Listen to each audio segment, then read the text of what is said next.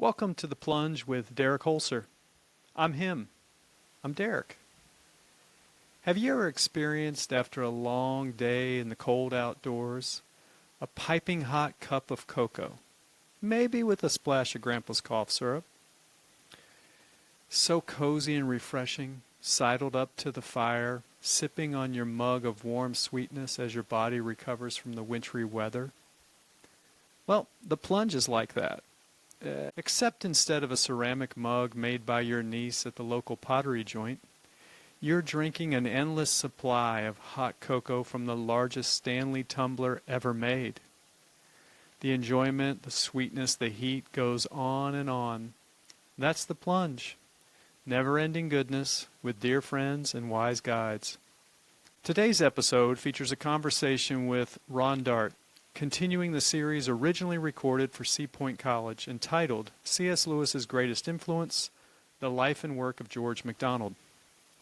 Professor Ron Dart for many years taught in the Department of Political Science, Philosophy, and Religious Studies at the University of the Fraser Valley in Abbotsford, British Columbia.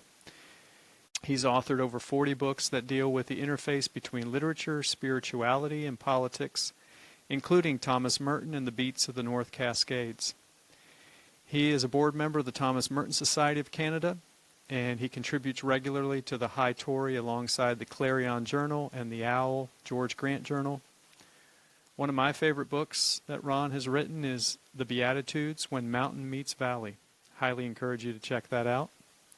And this fall, 2024, Ron is teaching a course on George MacDonald at St. Stephen's University in New Brunswick, Canada. I encourage you to check that out. Courses are available online. Without further ado, so thankful Ron could join us. Let's dive in. Today's episode is sponsored by the word mirth. Mirth means great merriment. It's a formal or literary term meaning fun and enjoyment as shown by laughter. If you and your friends stayed up all night at a sleepover laughing your guts out, you might refer to that as a night of mirth.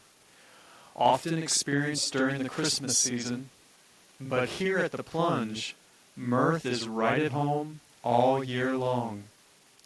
Why don't you try some mirth today? Have a cup on the Plunge. Thank you, Mirth, for sponsoring this episode.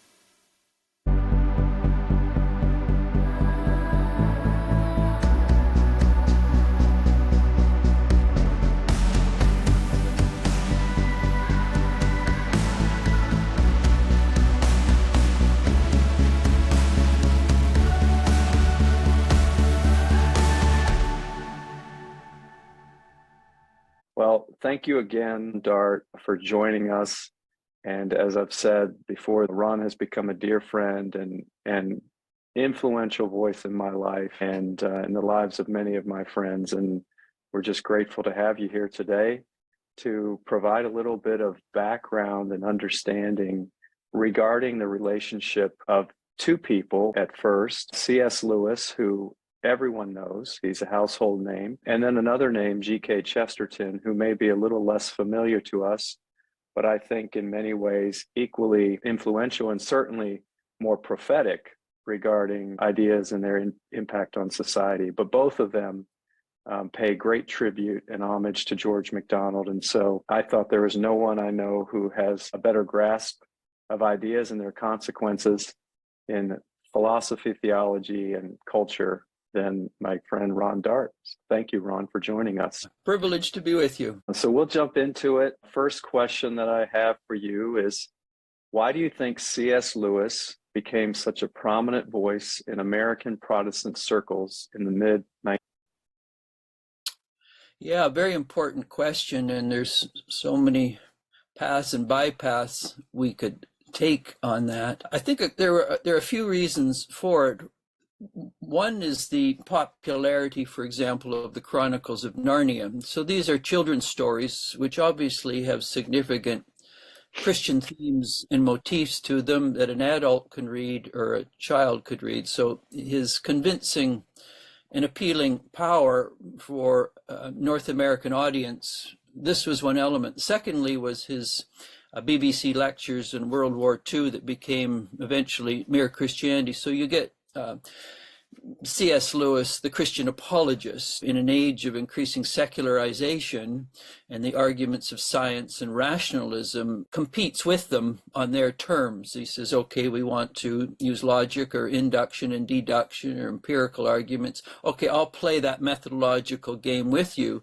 And I can point out that the Christian tradition is as convincing using that method as any scientific argument. So there's Lewis, the emerging writer of fantasy, and of course there's his science fiction, which appeals to people keen on science fiction. And then his other apologetic works, such as works on miracles and problem of pain. And then sometimes his honesty, like the death of his wife. He's very in his grief observed, in telling the story, his doubts, his struggles. Where is God in the midst of these issues? So these are all important elements of Lewis that appealed to an evangelical community that was looking for some sort of thinker.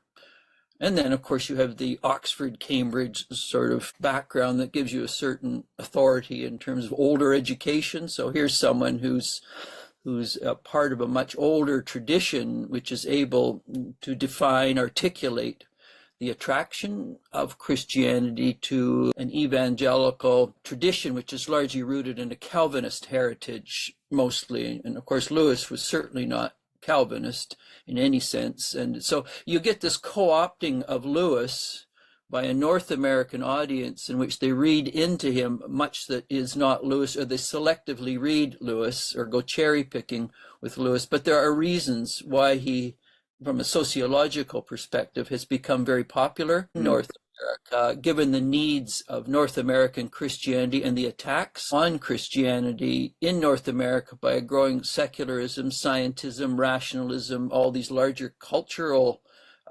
phenomena that seem to undermine Christianity. And then the I don't know, would many have seen the 1947 edition of Time magazine, in which Lewis is on the front page of that, and the article's called Oxford C.S. Lewis, His Heresy, Christianity. It sort of by 1947, post-World War II, it positioned him as the quintessential defender of Christianity as a heresy to scientism and rationalism. So this again elevated him to the rank of almost the Pope of the Evangelicals. Wow, thank you. A quick aside, it occurs to me from other readings that I've done that both he and Tolkien were deeply devastated and traumatized from their service in World War I, and that just reinforced a reluctance and a desire to push back against the machines of the age and the loss of connection and commune with nature. Absolutely. So certainly World War I had an immense impact on Tolkien and Lewis, and they're trying to make sense of how do we interpret our faith in a world that seems that is a post-Christian world, but also just the sheer violence of war. And then where is God in that as well? So Lewis grapples with that question without giving a Sunday school or cliche answers to tragedy, suffering, and seeming absence of God in the midst of struggles. And so some evangelicals, Reformed, don't want to go there. They want to give confessional answers, cliche answers to tragedy, to suffering. Lewis is willing, as was Tolkien, willing to grapple with those very hard questions because they experientially and pastorally grappled with them in their own lives. They'd watched dear friends who had been killed, or, the implications of war in terms of traumatic stress. So there's an honesty about both of them as they grapple with the hard perennial questions of the faith journey. Wow. Yeah. And it's so vital for us as we reflect on the thinkers that have shaped our worldviews, drawing on both the things that we've had distilled down for us, but also the elements of their work or thought that has been not included in that distillation. And so my second question to you is, what features of C.S. Lewis's worldview tend to be overlooked or intentionally ignored in American Protestant, particularly evangelical circles? Yeah, another lovely question, and there's again a variety of paths. I think there's a renewal of the romantic C.S. Lewis, the imagination, the role of the imagination in terms of knowing. And so one element of interpreting Lewis has been the rationalist, the apologist, and this has appealed to a certain cognitive approach. With the recovery of the significant role of imagination, intuition, and images as a way of knowing, there's been a whole movement of recognizing the important role of the Inklings, Tolkien, Lewis, and of course many others which are a part of that group, of the imagination as a way of knowing. So he's come as an apologist, as a part of the recovery of imagination, as a way of knowing. But for a while, it was mostly just the rationalist, the apologist, C.S. Lewis. And now there's a whole complementary tradition of Lewis, the romantic Lewis, the writer in the imagination, whether it's science fiction or chronicles, and many other works he did along with Tolkien and that whole group of them as well. I would say one element that's often ignored, and there are many, is Lewis was a Catholic Anglican. He was a medieval Renaissance scholar.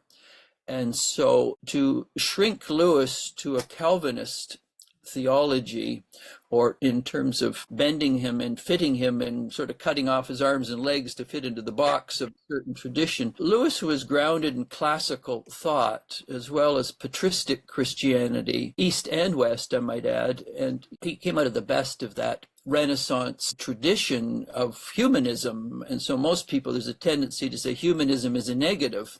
In fact, there's a great classical tradition of Christian humanism of which Lewis comes out of. So he's deeply immersed in a Catholic heritage, and this is Catholic just in terms of catecholis, a sheer breadth to his thinking that is informed by centuries and centuries of Christian philosophy, theology, imagination, liturgy, ecclesiology, politics. It's this comprehensive Catholic thinking that is often ignored, and people selectively pick from Lewis, which suits their own agenda, but meanwhile they're distorting Lewis to serve a certain religious agenda, and he's much bigger. He's like a Mount Everest in terms of his thinking, and so depending on how far up the mountain you want to go, or what part of the mountain you want to go, it's the same mountain, but it's just little pieces you're on of it. So that would be a very important. And Lewis the scholar, as well, his early works on allegory of love, 16th century drama, literature excluding drama,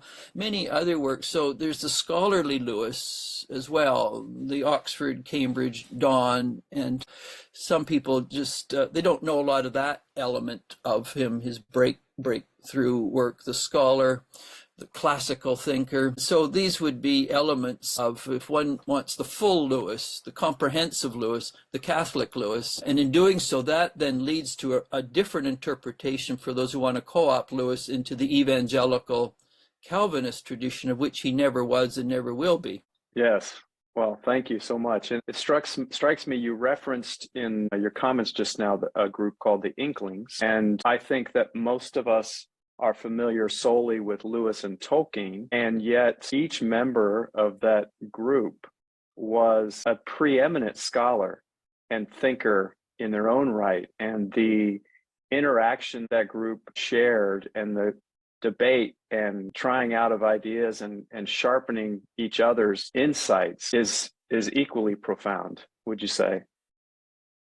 Oh, yeah, absolutely. The friendship, I mean, philosophy in the old sense, philia sophia. Philia is the Greek word for friendships in search of wisdom. Sophia, in that sense, as the old proverb is iron sharpens iron, so one friend sharpens another. And the Inklings, yes, they would meet. Some we know more than others just because they were more prolific as writers and more on the front stage publicly. Others not as well known, yet equally important for that friendship, in which they would meet regularly to read their writings to one another, to be sometimes bluntly critiqued, other times gently critiqued, but depending on the night and how much port or sherry they had of beer they were drinking that night. They formed a fascinating group that, as it were, they had inklings of something more that than was being presented in terms of public education, public culture, public media.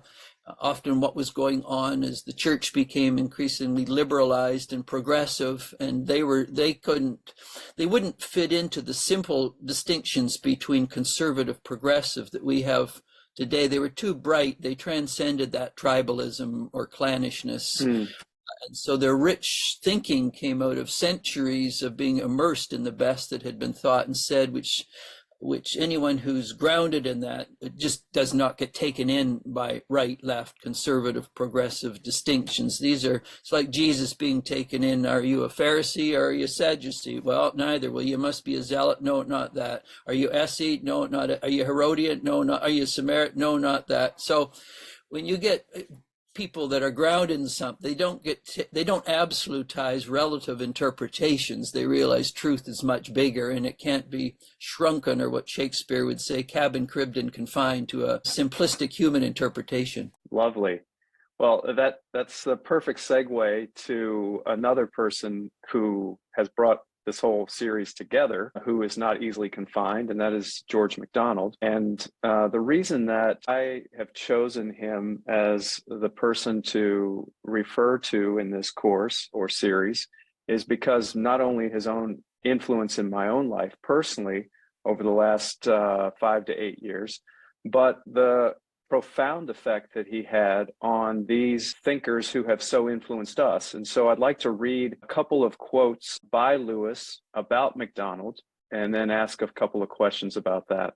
So C.S. Lewis claimed that George MacDonald was so important in his life that Lewis actually published an anthology of MacDonald's sayings and excerpts in 1946.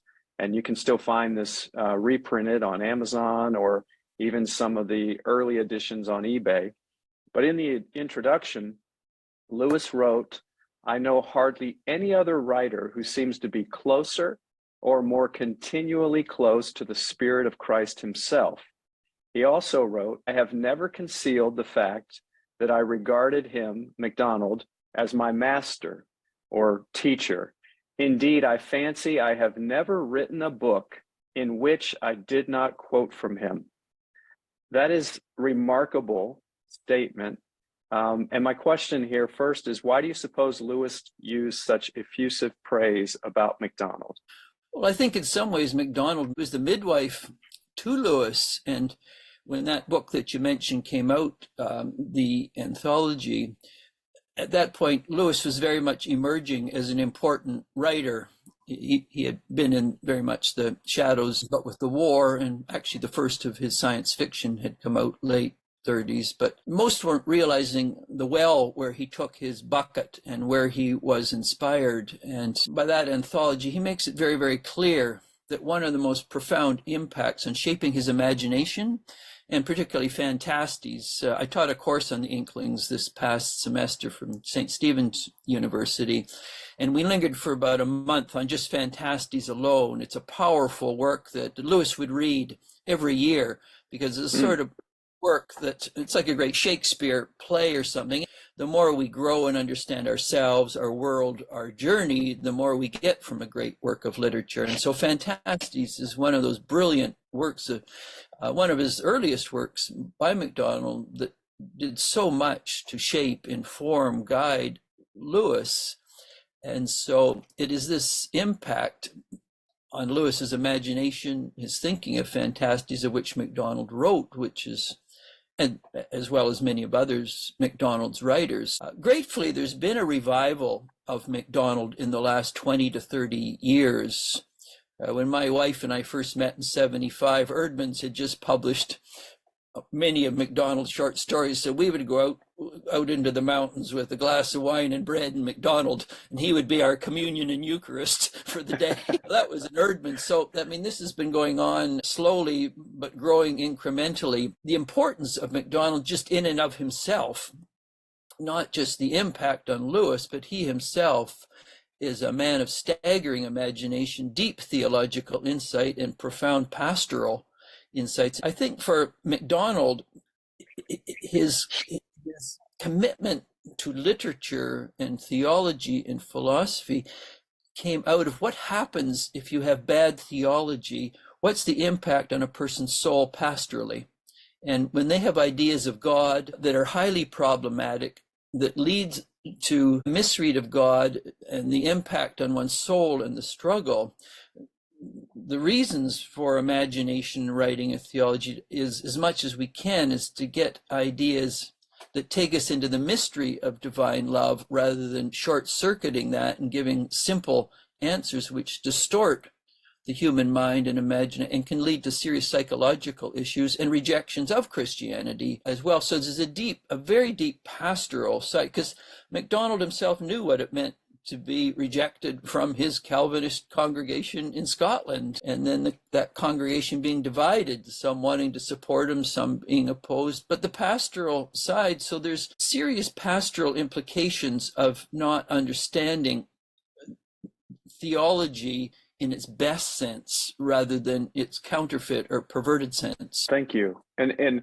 that's so particularly for the context of Seapointe College, in which the entire vision is for people to provide community care, and that is deeply pastoral. So I really appreciate your emphasis on its connection back to proper theology. A couple more questions regarding Lewis. What are some primary concepts that Lewis received from MacDonald, and how did they manifest in Lewis's writing? Well, I think the primary one would be the centrality of imagination. There has been in Western thought the tendency, certainly with the rise of science, to prioritize a rational, empirical, logical way of knowing as the bar by which something is accepted or not objectively. And this has then led to a dimming of the imagination, of intuition, fantasy. And so what MacDonald did for Lewis, as he did for many else, in his comprehensive and creative approach to his fantasy, made it very clear that probably imagination is a better way of knowing, and literature is a finer way of knowing than is a narrow scientific way of knowing it, because the rational way conceals so much of what is important for the heart and the soul of the mind, and imagination unconceals what is concealed. And this is, I think this is an important role that MacDonald played. He freed up Lewis's imagination, which was already there implicitly, but it's like a hand over a ball in the water. The rationalism had caused Lewis to hold the ball of the imagination under the water with his hand.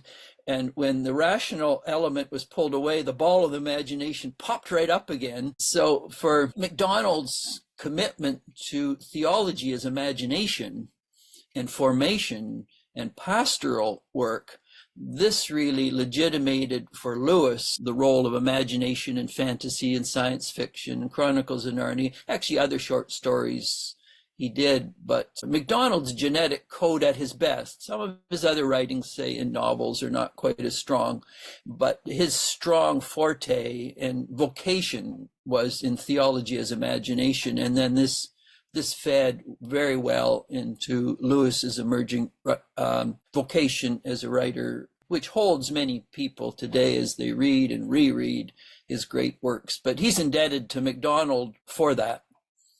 That's beautiful. And I'm reminded of an excerpt from MacDonald's work in which he talks about the flower as the creative love of God. And yet, as you mentioned, the rationalist, if you ask them to describe a flower, they will deconstruct it and describe its constituent parts and perhaps how it grows and what it needs for food. And then MacDonald talks about the emotion and the transcendent experience of a child picking the flower and providing it to the child's mother, and the love that is embodied and released as a result of that experience. Quite different vantage points with the same subject, right? Absolutely. I did, when I finished my BA many years ago, did a graduating essay on Hamlet in a literature and political philosophy course. And Hamlet starts with, who's there? And then the response is, it's part of Hamlet's father coming, and then unfold yourself. So always the question when we're trying to make sense of life is, who's there? What part of us is there? What part of us is trying to make sense? And in many ways, the great works of MacDonald and Lewis are an attempt to say, what part of you is there? Is it purely the rational, cognitive, trying to, with a puzzle mind, make sense of life and put all the pieces? Or is it the imaginative? Is it the feeling? Is it the intuition? And what are the great works of literature that allow a person to unfold deeper parts of themselves, that speak to them at that level. So the answer to who's there, more or less presupposes what part of us is there that we're responding to, or is it a shallow or a surface? Is it a rational? Is it an imaginative? Is it an intuitive? And so MacDonald and Lewis, in that sense, are calling forth, they're summoning from each reader to answer the question, what part of us is there listening to, and depending what part of us we're listening to will reveal or conceal elements of reality that we need to be healthy and whole. That's perfect. My last question on C.S. Lewis is, we mentioned what his primary concept he took away in the imagination. Are there areas that Lewis departed from MacDonald's ideas that are important to be aware of? Well, I think, as you're aware, The Great Divorce is a very important work of Lewis, in which he's grappling with the theme of universalism. This is very important, as in MacDonald's imaginative theology, or his theology as he was grappling with a Calvinism, which said if you die, you don't accept Christ in this life, it's eternal torment, eternal punishment, and the implications of that for people's lives. MacDonald grew up with that. Lewis certainly understood that as well, because of elements of Puritan England that Lewis would have known, although he was Catholic Anglican and not a Puritan in any Calvinist sense. But he understood the position as well. So I think there is this tension in which Lewis is grappling with MacDonald's thoughtful universalism. It's not a silly universalism in any sense. It's a well thought out universalism. And so The Great Divorce is, of course, for those who have read it, MacDonald is named explicitly as the person he's in dialogue with in The Great Divorce. So I would say it's not that Lewis rejects that position, but he's trying to make sense of that position in terms, and this is where his rational side kicks in, and things have to sort of make sense, and be careful of jumping to conclusions that cannot be followed from premise to conclusion. What may be the dilemmas of human freedom? This is what he's trying to make sense of The Great Divorce. Is, yes, there is divine grace, which is always welcoming, wooing, drawing, inviting one to the table of ultimate reality, but there's also human choice, there's human freedom. And Lewis knew Milton very, very well, Paradise Lost, as did MacDonald for that matter. And you get, of course, Satan's great saying, better to rule in hell than serve in heaven. So what is the place of people who, in fact, would rather, as it were, be in a position of ruling and dominating, having their will, rather than being open to a much bigger reality? So Milton's great work, Paradise Lost, Paradise Regained, the issue of choice, human freedom, divine grace, this tension. So Lewis, as did MacDonald, they grappled with it. And I think one has to be fair to both of them. They're trying to make sense of a very difficult ultimate issue, which we only have penultimate understanding of.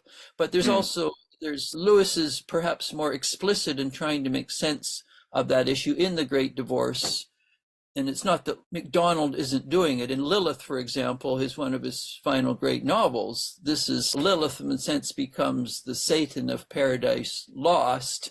And so can Lilith find her way back home again? And if so, how is that to be done? And so in that sense, Lilith and The Great Divorce need to be read together. That's a wonderful thought. I had not considered that until this moment. We intend to brief overview as all of the topics in this series are, but I intend to be having a conversation about Lilith later in the series, and certainly presents difficult questions about the infinitude of God's mercy, his heart for reconciliation of all creation. One of the things that has always stood out to me is that Lewis writes that hell is locked from the inside, which is a position that I guess affords the opening or the opportunity for post-death reconciliation for God's creatures. So, yeah, you get that. You get that really worked out nicely in the last of the Chronicles of Narnia, The Last Battle, in which you have the dwarves, and then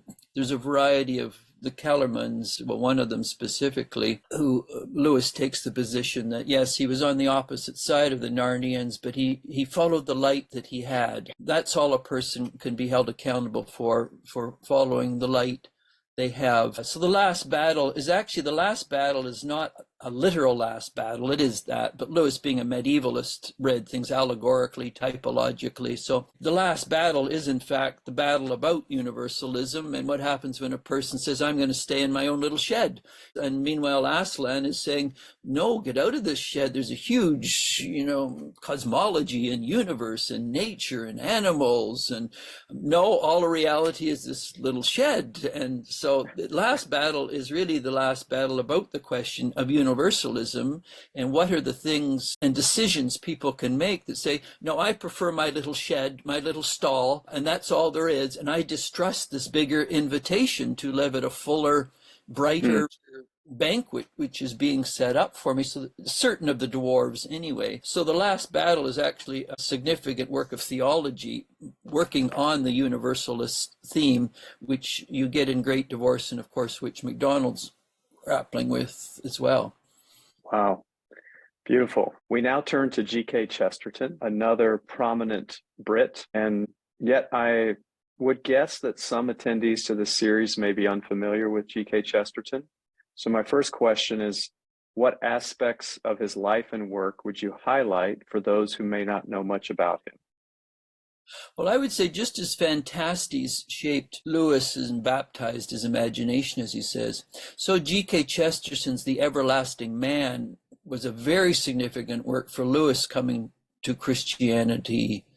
And some people will emphasize the MacDonald side and Lewis, some the Chesterton, others the inklings, the walk Lewis had with Tolkien, and others that finally convinced them that myth is a deeper understanding of reality than is abstract reasoning when properly understood. So Chesterton's The Everlasting Man played a very significant role, Lewis cognitively making sense. Chesterton is the bridge between MacDonald and Lewis. He's in that period of history in English life. And you get Chesterton's Father Brown series. You can read them, but you can watch them on television.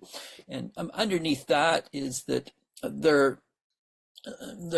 usually there's some form of murder mystery, whatever, but underneath it is that as we go through life, there are these ambiguities, confusing situations. And so what's the role of the sleuth, the role of the imagination, the role of the mind in trying to make sense of these surds or difficult situations or tragic things or suffering? And so the whole Father Brown series is really one unpacked. It's a priest.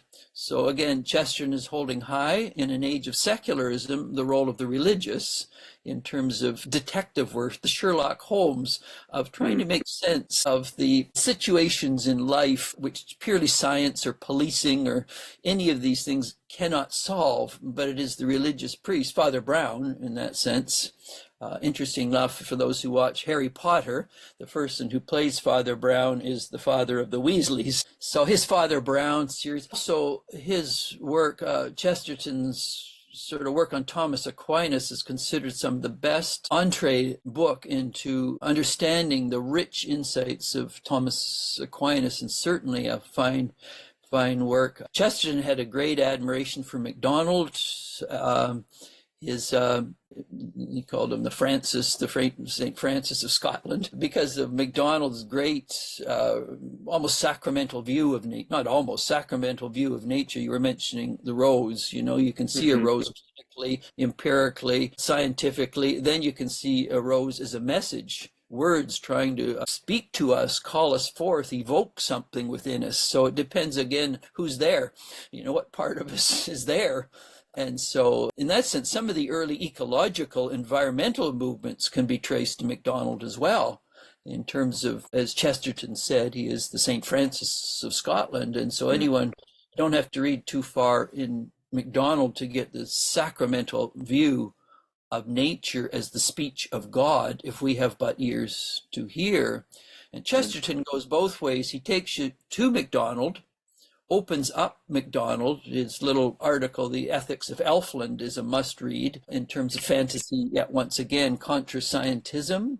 But he also points to Lewis, so he's a bridge. Chesterton is a very, very important. He engaged many of the major opponents of Christianity of his time. When I was an undergraduate, I did a course on Shaw. Chesterton and Shaw were called the metaphysical jesters of their time. And so they were always engaging in the science secularism versus religion and mysticism and the contemplative way of knowing. The fascinating things about MacDonald, Chesterton, and Lewis, there were people they differed with seriously on the important issues of culture and faith and science, and yet they always remained respectful of people. So Chesterton's friendship with Shaw, when they were in public debates, they differed strongly. At the end of it, they'd put their arms around one another. They knew how to laugh at themselves and at one another. So MacDonald, Chesterton, and Lewis embody a way of being Christian that does not alienate, attack, be like rams in rutting season, and then dismiss or cancel people. In the midst differences, they had a civic and civil attitude in which they respected people they differed with the most, rather than dismissing them or canceling them that we get in our culture wars today. What a poignant reminder of how we need to be grounded in Christ. My next question is, one of the things that first captured me with my studies on MacDonald was Chesterton wrote a tribute that I guess was published as an obituary of sorts in the London Daily News in 1905 after George MacDonald passed away. And in that, Chesterton wrote, "If we test the matter by strict originality of outlook, George MacDonald was one of the 3 or 4 greatest men of 19th century Britain." I know you've touched on this a little bit, but I'm just curious, from Chesterton's vantage point, what do you think he meant by MacDonald's originality of outlook? Well, I think with Chesterton and many 18th century, early 20th century thinkers, there was this tendency to see science and reason as the bar by which something would be valid or not valid, or interesting but subjective but not objectively significant in the public square. MacDonald was both original in how he approached imagination, because he wrote brilliantly at a theoretical level, as did Tolkien on fairy stories and others, on the significant role of imagination as a way of knowing and being. And then he embodied that, MacDonald did, as did Tolkien, in his writing itself. And so Chesterton saw in MacDonald, and MacDonald was friends with some of the major literary people of the 19th century who would come and spend time at the home. He would read his stories to some of them. The children, MacDonald's children, would have these leading literary people come to the large home. He was at the center of late 19th century English literary life in terms of recovering the imagination theory, but embodying it in writing practice and offering an alternate way, almost a countercultural way, to a certain understanding of science and reason, but also a growing cynicism and skepticism that was emerging at the time, which MacDonald, through his fantasies, pointed out that's a dead end too. That takes you to a cliff's edge. There'd be dragons there, as it were. And so MacDonald and his fantasies opened up a range of life-giving possibilities, but also the temptations that if a person heads down a certain path, they're going to lose their soul and they're going to shrink as a human being. Beware of what happens if certain, in thought, word, and deed, decisions are made. They either can lead to an opening like the flower, the petals open fully, or a closing in of the petals, and then the flower never becomes what the flower could become. And so a lot of his work on fantasy, which Chesterton would have recognized, stories by which here's a road before you. If you go down the cynical, if you go down the skeptical, your life is going to thin out. But to go down a path of light and life, which one is always invited to do, there's an interesting section in the anthology that Lewis did for MacDonald. He talks about, which is a fascinating one because it deals with forgiveness. MacDonald, in his, as you know, raised in a very narrow form of confessional Calvinism. The tendency when people who are raised, it can be an evangelical, is to grow bitter because they feel they've been betrayed. They have not been given the bill of goods. And what's fascinating about MacDonald, and Lewis mentions this from some of MacDonald's novels in the introduction to the anthology, that MacDonald had the capacity to see the deepest hurts and betrayals redeemed by Mm-hmm. God's love, if we but played our part in knowing how to forgive. And what we have been given is actually the material that, if we know how to forgive, that's going to open the petals of our soul and move forward and not be bitter or angry. And so MacDonald's understanding, drawing from the pain, the struggle, the disappointments, the betrayal of his Calvinism, of losing a congregation, he used that as a means of understanding how forgiveness is the golden key that opens up vast possibilities for us. And so Lewis has that lovely little commentary. It's only a couple of paragraphs in the George MacDonald anthology, in which he reflects on MacDonald, how he could have become bitter and angry and vindictive, but through soul searching, deep soul searching, he knew how to forgive, move forward, and not allow toxins to get into his imagination. But he also knew the temptation in some of the figures in, of course, his fantasies and others, and his novels deal with that, of what happens if you don't forgive. Yes. Well, and thank you for bringing that up. We will discuss MacDonald's biographical journey in another portion of this series. But, as you know, he was ill quite often as a child with lung issues, bedridden frequently. And as well, his own brother tragically died. And there's much speculation that it was the consequences of corporal punishment from a very severe principal or teacher at their school. And so certainly knew his share of heartache. My final question on Chesterton includes me reading another quote. I've felt that for some time that Chesterton was a very profound social commentator, and he was an incisive writer. His prose is like, I don't know how to describe it. It's so magically incisive and revealing and cutting, and yet joy-filled. And Chesterton had a prophetic voice which seemed to always speak to the ultimate ways ideas would manifest in societal behaviors. And so this quote I have is from an essay in 1901 where Chesterton writes, "As I have said, Dr. MacDonald will not be discovered for some time to come. There are men and movements which the moment they have passed are at their furthest from us, like some point of a wheel when it has just touched the ground." This struck me as incredibly insightful and also now very resonant 120 years later, as you remarked on MacDonald's resurgence just in the last 20 or 30 years. And so I'm just curious of your reaction. What do you suppose Chesterton is expressing in this quote? Well, I think culturally, like in clothes, there are fashion shows. They come and go like weather systems. And so at a certain period of late 19th century, the weather systems seemed to drown MacDonald, and he would disappear forever in the flood of the trendy. But inevitably the wheel turns in the fashion shows, and the reductionistic approach of the 19th century of a certain view of science, this has come under serious analysis and critique in the last 100 years.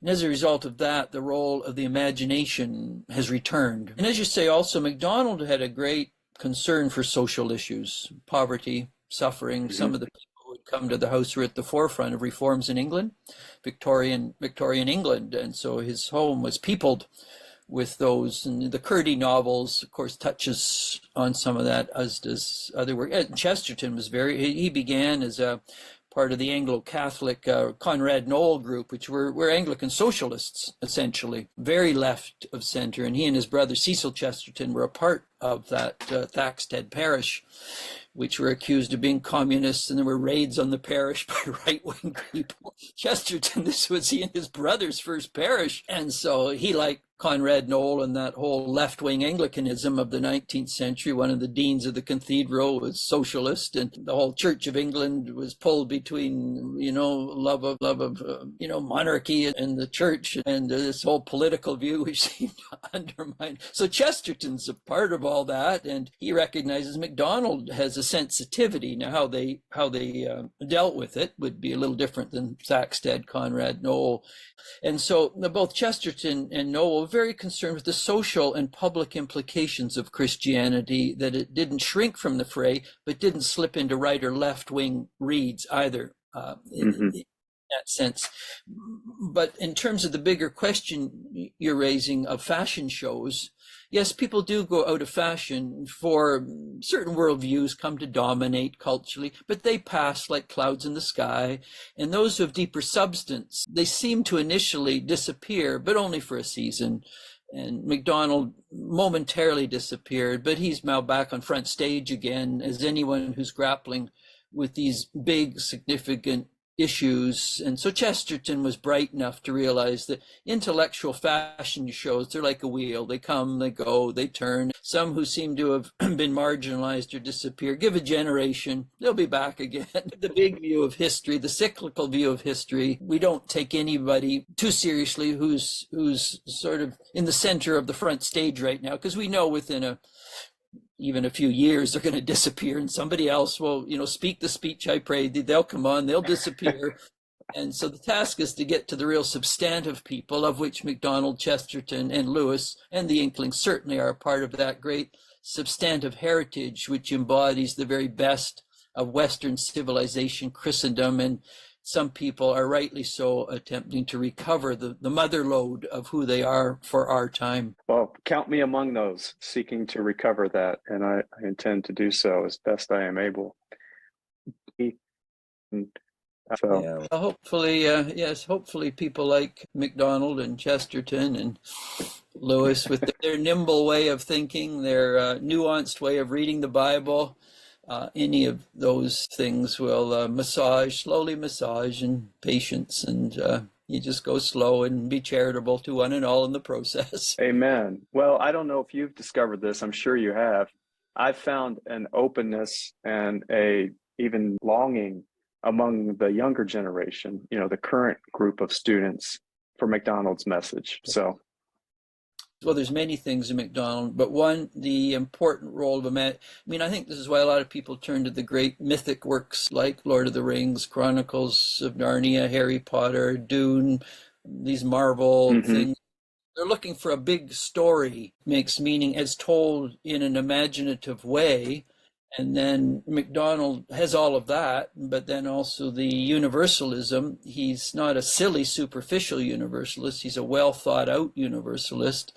And so he can be a real mentor and a guide, I think, for a young generation of people who are not taken by rationalisms, doesn't speak to them existentially. They're looking for a meaningful journey that speaks to them in an existential manner, initially through myth as their sacred text. But they're wanting a story of which MacDonald, I think, offers in his fantasies. I've often thought, for those who want an entry level, I would never suggest people read Phantastes or Lilith as a beginner, but as Curdy novels, the two little Curdy books, portals into the cathedral of his thought. The Curdy books are really nice in terms, then you can get into the short stories and then the big ones. Yeah. Well, thank you, Ron, so much for your time. And I'll email you. Give my best to Karen. And, We'll be in.